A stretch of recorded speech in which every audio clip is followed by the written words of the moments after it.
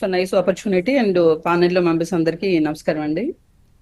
లక్ష్మి గారు నిన్న ఈరోజు కిరణ్ ని సొంత పార్టీ వేళ అరెస్ట్ చేసిందని వార్త వినగానే ఇది ఫేక్ న్యూస్ అంటదని ఇంకొకసారి కన్ఫర్మేషన్ చేసుకున్నాను నేనైతే.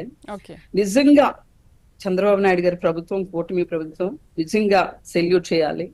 ఇవాళ స్వతంత్రం వచ్చి 75-76 ఏళ్ళు పైబడిన తర్వాత కూడా మహిళ బయటికి రావాలంటే ఎవరు ఏమనిస్తారు? అసలు కుటుంబం సవ్యంగా వెళ్తుందో లేదో, పిల్లలు తలదించుకోవాల్సి వస్తుంది, నాకు హస్బెండ్ వదిలేస్తాడేమో రోడ్డు మీద అర్ధంతరంగా. ఇటువంటి పానిక్ సిచ్యువేషన్ లో మహిళ ఇవాళ ఉంది.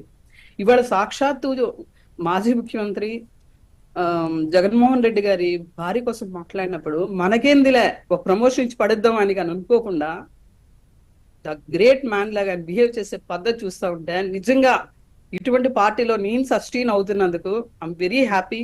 ఎందుకంటే మనం ఎలాంటి అట్మాస్ఫియర్ మనం కోరుకుంటున్నామో, రాజకీయాలు ఎంత శుద్ధిగా, ఎంత ఆ పగడ్బందీగా, ఎంత నీట్ గా ఉండాలని మనం ఆశిస్తున్నామో ఆ స్థాయిలో ఇవాళ చంద్రబాబు నాయుడు గారు రియాక్ట్ అయ్యడం, కూటమి ప్రభుత్వం రియాక్ట్ అయ్యే విధానం చూస్తూ ఉంటే నిజంగా చాలా సంతోషంగా ఉంది.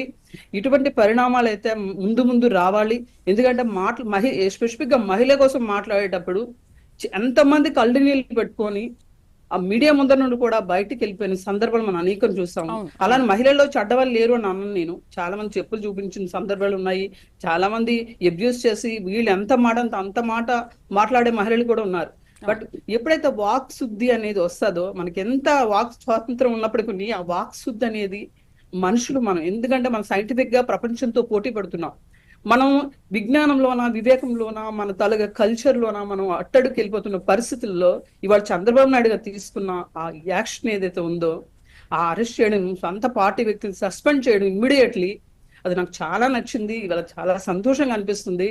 నిజంగా మహిళలకి ఇవాళ ఆంధ్రప్రదేశ్ లో రక్షణ వస్తుంది. ముందు ముందు మహిళలు నిర్భయంగా బయట తిరగలరు అనే ఒక సందర్భం అయితే మన ముందుకు వచ్చింది. అది నాకు వెరీ హ్యాపీ. ఈ రోజు నిజంగా ఒక చీకటి రోజుని చెప్పాలి. ఎందుకంటే భారతి గారు ఫేస్ చేసిన ఆ మాటలు, ఆ వీడియో చూస్తే నాకే చాలా డిఫరెంట్ గా చాలా అనిపించింది. దారుణం లక్ష్మి గారు. నిజంగా అది ఇటువంటి విన్నప్పుడు నిజంగా నాకు కూడా చాలా బాధ అనిపించింది. మహిళ అక్కడ ఇటువంటి ఎవరైనా సరే, ఏ మహిళ అయినా సరే ఇటువంటి అలా పరిస్థితులు, ఎందుకంటే మాట్లాడకూడదు అసలు.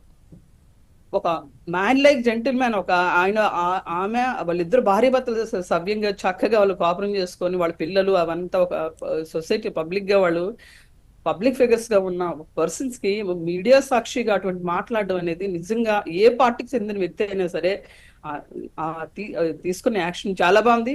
ఇమీడియట్ ఆయన రియలైజేషన్ వచ్చి తను చేసిన తప్పు తెలుసుకొని ఆయన మీడియా ముందరకు వచ్చి సారీ కూడా చెప్పాడు. సారీ చెప్పే విధానం కూడా చాలా బాగుంది. ఇది వరకు ఎప్పుడు వైఎస్ఆర్సీపీలో ఎంత బూతులు మాట్లాడితే అంత పెద్ద పోస్టులు, అవును. ఎంత అబ్యూస్ చేస్తే అంత పెద్ద పోస్టులు, ఎంత రగడ చేస్తే అంత పెద్ద గౌరవాలకి, ఉమ్. ఎంత తప్పుడు వ్యక్తులు అయితే అంత పెద్ద పీట.